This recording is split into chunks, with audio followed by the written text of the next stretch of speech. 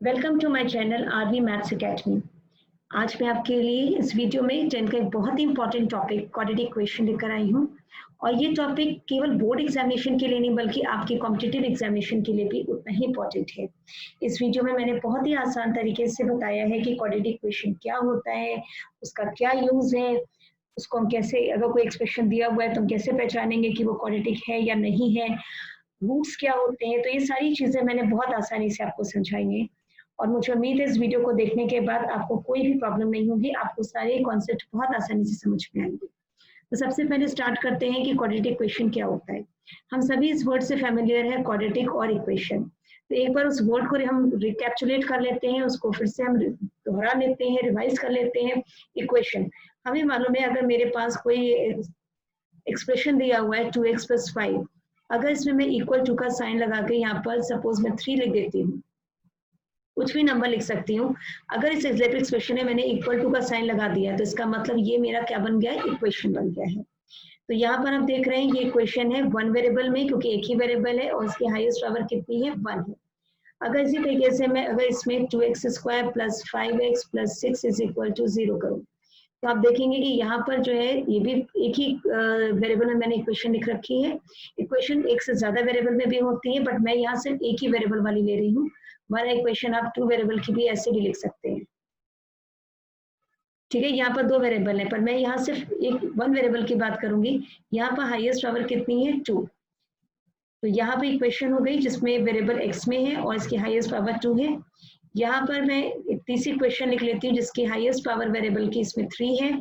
2x² + 5x + 5x² + 3x + 4 = 0। तो ये वाली जो आपके पास हो गई, ये हो गई मेरे पास linear equation. Linear equation word मैंने इसलिए यूज किया है क्योंकि यहाँ पर जो वेरिएबल है उसकी पावर 1 है, यहाँ वेरिएबल की पावर 2 है, इसलिए इस इक्वेशन को मैंने नाम दिया है क्वाड्रेटिक। इसे क्या कहते हैं, क्वाड्रेटिक इक्वेशन। Quadratic equation. और यहाँ पर जो वेरिएबल है इसकी हाईएस्ट पावर 3 है, ये हो गई मेरे पास क्यूबिक इक्वेशन। ठीक है, आपने पढ़ा है पॉलिनोमियल एंड इक्वेशन में बहुत जरा सा डिफरेंस होता है। अगर मेरे पास कोई भी अलजेब्रिक एक्सप्रेशन ऐसे लिखा हुआ है, सपोज 2x² + 3x + 5 तो ये मेरे पास एक क्वाड्रेटिक पॉलिनोमियल हो गया। ठीक है, क्योंकि इसमें इक्वल टू का साइन नहीं है, लेकिन अगर इसी पॉलिनोमियल को मैंने इक्वल टू के साइन के साथ यहाँ लिख दिया तो ये मेरा क्या बन गया, क्वाड्रेटिक इक्वेशन। जब तक इसमें इक्वल टू का साइन नहीं है वो पॉलिनोमियल में है, जैसे इक्वल टू का साइन आ गया वो किसमें कन्वर्ट हो गया, इक्वेशन में। ऐसे 2x + 5 ये लीनियर पॉलिनोमियल है और अगर मैंने इक्वल टू का साइन लगा के लिख दिया, कोई भी नंबर या 0 कुछ भी आप लिख दें तो फिर क्या बन गया हमारे पास, ये हो गया मेरे पास लीनियर इक्वेशन। अब आता है कि क्वाड्रेटिक इक्वेशन की डेफिनेशन क्या होती है। तो क्वाड्रेटिक इक्वेशन की डेफिनेशन में मैंने भी बताया कि इसकी जो स्टैंडर्ड फॉर्म है वो है ax² + bx + c = 0। अगर वेरिएबल की हाईएस्ट पावर 2 है तो वो क्वाड्रेटिक इक्वेशन है। उसके लिए जरूरी नहीं होता है कि ये x वाला टर्म जो बीच में लिखा है ये प्रेजेंट हो या ये प्रेजेंट, इसमें से अगर कोई भी नहीं प्रेजेंट भी है और लेकिन x² का टर्म प्रेजेंट है तो भी हम कह सकते हैं कि वो क्वाड्रेटिक इक्वेशन है। इसमें एक और चीज लिखी हुई है कि a b c real numbers, मतलब ये ए बी सी जो है वो रैशनल भी हो सकते हैं, इरेशनल, क्योंकि रियल नंबर्स जो होते हैं वो रैशनल इरेशनल से मिलकर बने होते हैं। तो ए बी सी जो है आपका वो रैशनल इरेशनल कुछ भी हो सकता है। ए नॉट इक्वल टू 0, क्योंकि अगर ए की वैल्यू यहाँ 0 हो जाएगी, अगर ए 0 हो गया आपके पास तो मेरे पास एक जो एक्सप्रेशन है ये क्या रह जाएगा, bx + c = 0, और ये क्या हो गया, लीनियर इक्वेशन। तो ये हमारे पास क्वाड्रेटिक इक्वेशन नहीं रहेगी। इसी तरीके से अभी मैंने आपको बताया कि अगर आपके पास कोई क्वाड्रेटिक पॉलिनोमियल है और उसको आप 0 के इक्वल रख रहे हो तो वो क्वाड्रेटिक पॉलिनोमियल क्या बन जाएगा आपके पास, क्वाड्रेटिक इक्वेशन। अब आती है स्टैंडर्ड फॉर्म क्या होती है। स्टैंडर्ड फॉर्म मतलब होता है कि अगर आप जो वेरिएबल है उसकी डिक्रीजिंग ऑर्डर, उसकी जो पावर है उसको अगर डिक्रीजिंग ऑर्डर में लिख रहे हो तो वो आपकी क्या हो गई, स्टैंडर्ड फॉर्म हो गई है। तो अगर आपके पास मान लीजिए इक्वेशन है 3x² + 5x + 6 = 0। ठीक है, आप यहाँ देख रहे हैं कि इसमें जो वेरिएबल है उसमें पावर मैंने डिक्रीजिंग ऑर्डर में लिखा, पहले 2 + 1 फिर 0। यहाँ पर वेरिएबल नहीं है यानी वेरिएबल की पावर 0 है, तो ये स्टैंडर्ड फॉर्म हो गई। अगर मैं इस इक्वेशन को ऐसे लिख दूं 5x + 3x² + 6 = 0, तो ये स्टैंडर्ड फॉर्म नहीं है क्योंकि पहले क्या हुआ, 1 है पावर, 1 से 2 हो रही है, इंक्रीज हो रही है, फिर डिक्रीज हो रही है, तो ये स्टैंडर्ड फॉर्म नहीं हुई। इसी तरीके से अगर मैं यहाँ पर लिख दूँ 6 plus 3x square plus 5 is equal to 0, तो यहाँ भी आप देखो पहले इंक्रीज हो रही है, फिर डिक्रीज हो रही है, डिक्रीज हो रही है, तो ये भी स्टैंडर्ड फॉर्म नहीं है, क्योंकि यहाँ पहले पावर 0 थी, 2 हो गई, और 2 से फिर पावर 1 हो गई। तो स्टैंडर्ड फॉर्म तभी हम कहते हैं इक्वेशन की, अगर उसमें जो वेरिएबल की पावर है वो डिक्रीजिंग ऑर्डर में लिखी है, जैसे यहाँ पर लिखी, पहले 2 है, फिर 1 है, फिर पावर 0। अब आता है कि हम कैसे पहचानेंगे कि कोई भी एक्सप्रेशन जो है वो क्वाड्रेटिक इक्वेशन है या नहीं है। तो हमें कंडीशन मालूम है कि अगर हाईएस्ट पावर वेरिएबल की 2 है तो वो क्वाड्रेटिक इक्वेशन होगी।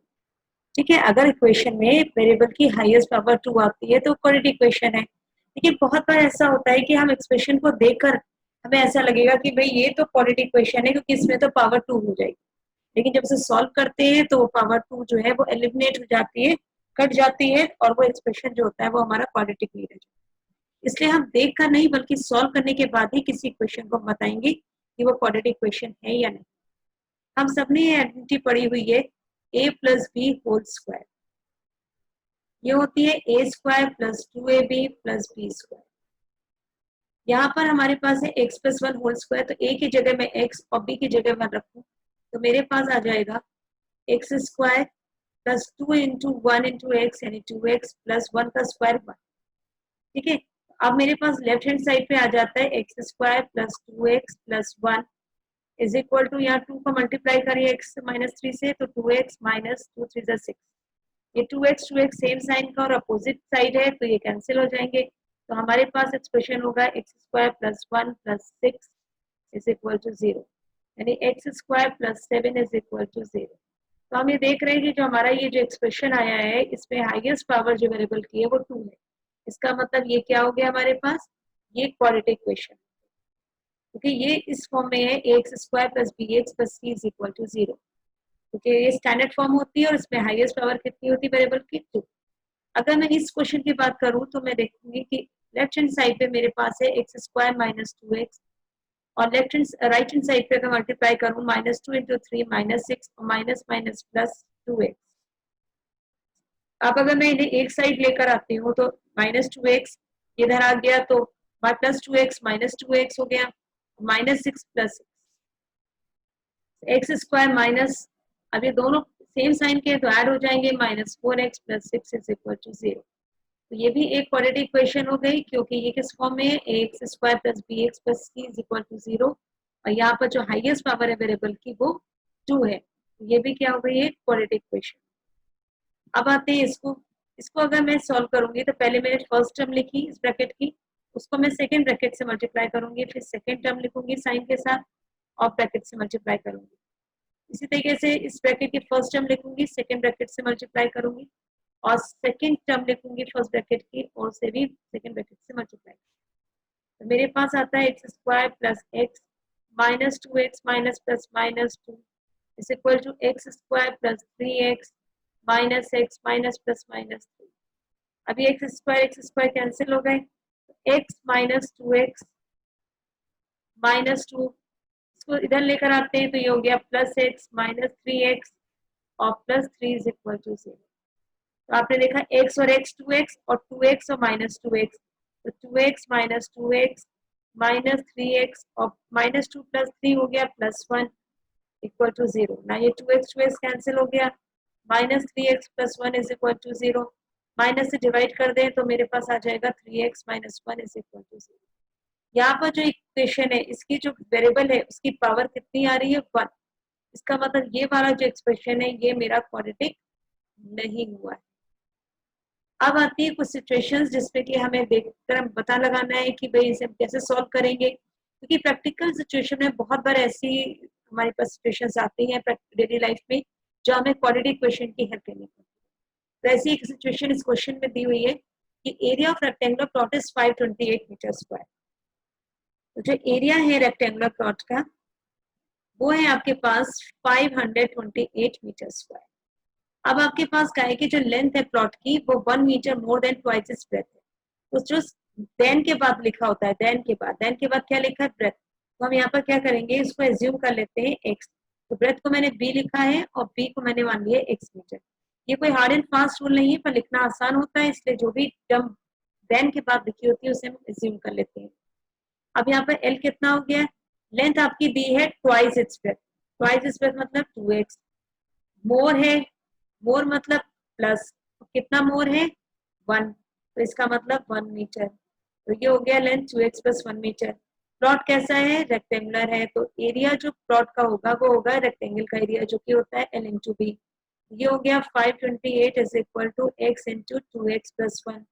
अगर मैं इसे सॉल्व करूं तो मेरे पास आता है 2x square plus x minus 528 is equal to 0। और आप इसे देख रहे हो कि ये कैसी इक्वेशन हो गई है, ये एक क्वाड्रेटिक इक्वेशन है। तो यहाँ पर जो सिचुएशन दी हुई थी उस हिसाब से मैंने इसे क्वाड्रेटिक इक्वेशन में कन्वर्ट कर दिया है। अगर मैं इसे सॉल्व करूंगी तो मेरे पास क्या आ जाएगा, लेंथ ऑफ ब्रेथ आ जाएंगी। पर यहाँ पर मुझे सिर्फ सिचुएशन रिप्रेजेंट करनी थी क्वाड्रेटिक इक्वेशन के फॉर्म में, तो मैं सिर्फ यहीं तक करूंगी। अब इसी तरीके से एक सिचुएशन और दी है, इसको भी आपकी क्वाड्रेटिक इक्वेशन के फॉर्म में रिप्रेजेंट करना है। आपके पास डिस्टेंस दिया है 480 किलोमीटर, तो ट्रेन है जो कि 480 किलोमीटर का डिस्टेंस ट्रेवल करती है, और अगर ट्रेन की स्पीड हम 8 किलोमीटर आर लेस कर देते हैं तो उसको 3 आवर ज्यादा टाइम लगता है। अगर उसकी 8 स्पीड जो है वो 8 किलोमीटर लेस हो रही है तो टाइम 3 आवर ज्यादा लगता है। तो हमें ट्रेन की स्पीड पता लगानी है, तो हम मान के चलते हैं कि let speed of train is equal to x kilometre per hour. मैंने यहाँ स्पीड किलोमीटर पर आवर में इसलिए लिखी है क्योंकि डिस्टेंस किलोमीटर में है और टाइम भी आर में दिया हुआ है।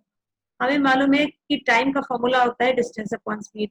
मान लीजिए जब स्पीड ट्रेन की x किलोमीटर पर आ रहे तो उस समय जो टाइम है वो t1 है, तो टाइम का फॉर्मूला हो गया डिस्टेंस अपॉन स्पीड, तो डिस्टेंस हो गया 480 और स्पीड हो गई आपकी x।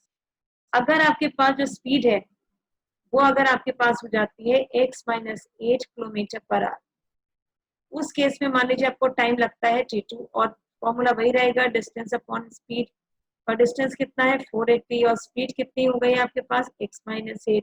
आपको मालूम है कि t2 में स्पीड मतलब t2 वो टाइम है जब स्पीड कम है ट्रेन की, तो जब स्पीड कम है तो टाइम ज्यादा लगेगा, यानी t2 की वैल्यू t1 से ज्यादा है, और कितनी ज्यादा है ये क्वेश्चन में दे रखी है हमारे पास 3 आवर मोर, तो t2 जो हो गया वो t1 से 3 आवर ज्यादा हो गया। अब t2 और t1 की वैल्यू अगर मैं इस पे रख दूं तो मेरे पास क्या आएगा, मेरे पास आएगा 480 अपॉन x माइनस 8 क्योंकि t2 की वैल्यू है, 480 अपॉन x जो कि t1 की वैल्यू है प्लस 3। अब मैं इसको उधर लेकर आ जाऊंगी तो मेरे पास आएगा 480, मैं कॉमन ले लेती हूँ, 1 upon x minus 8 minus 1 upon x is equal to 3।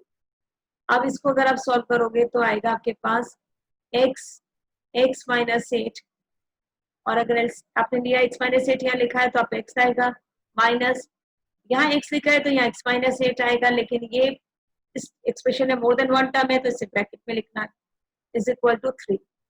अगर आप इसे सॉल्व करोगे तो आएगा x माइनस एक्स प्लस 8, और नीचे आ जाता है एक्स स्क्वायर माइनस 8x, और इस पर 80 को आप राइट हैंड साइड पे लाओ तो ये मल्टीप्लाई में है ब्रैकेट की, तो ये राइट हैंड साइड पर डिवाइड में आ जाएगा, 3 1 3, 3 16 48 और 0, ये x और x कैंसिल हो गया। अब आपके पास बचा x square minus 8x is equal to 8 into 160। अगर आप इसे सॉल्व करोगे तो आ जाएगा आपके पास x square minus 8x is equal to 1280, या फिर आप लिख सकते हैं x square minus 8x minus 1280 is equal to 0।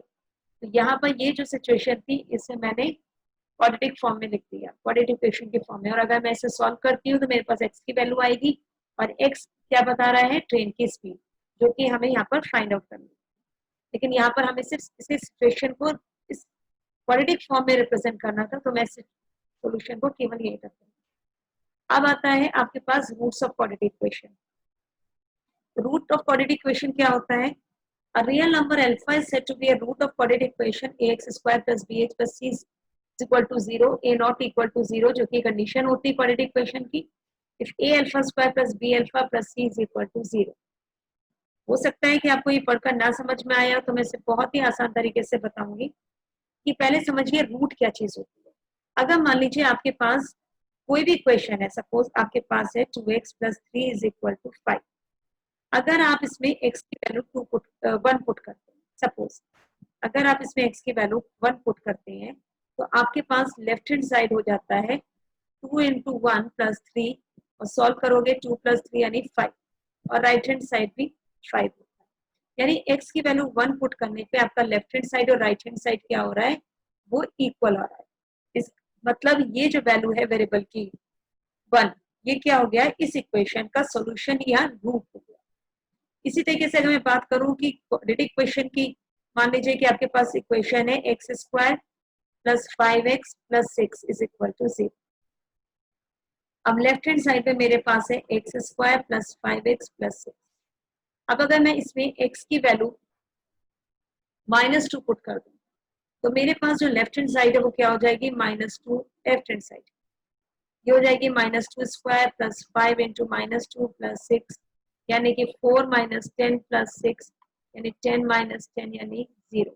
और राइट हैंड साइड भी क्या है, वो मेरे पास 0 है। तो लेफ्ट हैंड साइड और राइट हैंड साइड क्या हो गए, इक्वल। अच्छा, अगर मैं इसमें x is equal to -3 put कर दूं तब मेरे पास लेफ्ट हैंड साइड क्या होगी, आपके पास इक्वेशन ये है, x की वैल्यू -3 रख दो, -3 स्क्वायर प्लस 5 इंटू -3 प्लस 6, ये कितना हो गया 9 माइनस 15 प्लस 6, ये हो गया 15 माइनस 15 यानी कि 0।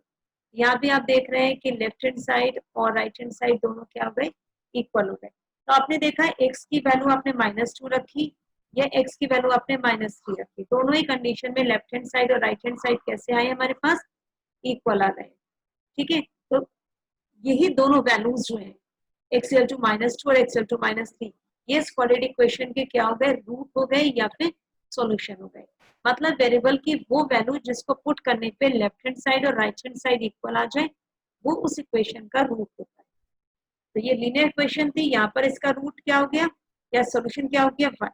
ये क्वाड्रेटिक इक्वेशन है, क्वाड्रेटिक इक्वेशन में पावर कितनी है, 2, इसलिए इसके मैक्सिमम कितने जीरोस होंगे, जीरोस नहीं कहूंगी मैं यहाँ पर, इसके मैक्सिमम 2 रूट्स होंगे, क्योंकि जीरोस का रोल पॉलिनोमियल में होता है और इक्वेशन का जो रोल होता है, वो रूट्स का जो रोल होता है वो इक्वेशन में। मतलब जो काम जीरोस पॉलिनोमियल में काम करते हैं, वही काम जो होते हैं वो रूट्स जो होते हैं वो इक्वेशन में करते हैं। तो इक्वेशन और सॉरी रूट और जो जीरोस होते हैं वो दोनों अलग अलग चीजें नहीं है। बट अगर हम बात पॉलिनोमियल की करते हैं तो हम वहां पर वर्ड यूज करते हैं जीरोस, और अगर हम बात इक्वेशन की करेंगे तो हम वहां पर वर्ड यूज करेंगे रूट्स। तो क्वाड्रेटिक इक्वेशन के कितने रूट्स होते हैं, मैक्सिमम उसके 2 रूट्स होते हैं। तो आई थिंक आपको सारा कॉन्सेप्ट क्लियर हो गया होगा कि क्वाड्रेटिक इक्वेशन क्या होती है, स्टैंडर्ड फॉर्म क्या होती है, कैसे पहचानते हैं और रूट का मीनिंग क्या होता है। तो आई होप आपको ये वीडियो पसंद आया होगा और आपकी जो भी क्वेरीज और प्रॉब्लम है वो सॉल्व हो गई होंगी। नेक्स्ट वीडियो में मैं आपको सिखाऊंगी कि भाई क्वाड्रेटिक इक्वेशन को सॉल्व कैसे करते हैं, क्योंकि क्वाड्रेटिक इक्वेशन सॉल्व करने के कई सारे मेथड है। तो उन मेथड्स के बारे में मैं अपनी नेक्स्ट वीडियो में आपसे डिस्कस करूंगी। Till then goodbye, meet you in the next video. Thank you for watching my video. If you like this video, please give a like to this video. Share this with your friends and subscribe my channel. And yes, don't forget to press the bell icon to get a notification for my new videos.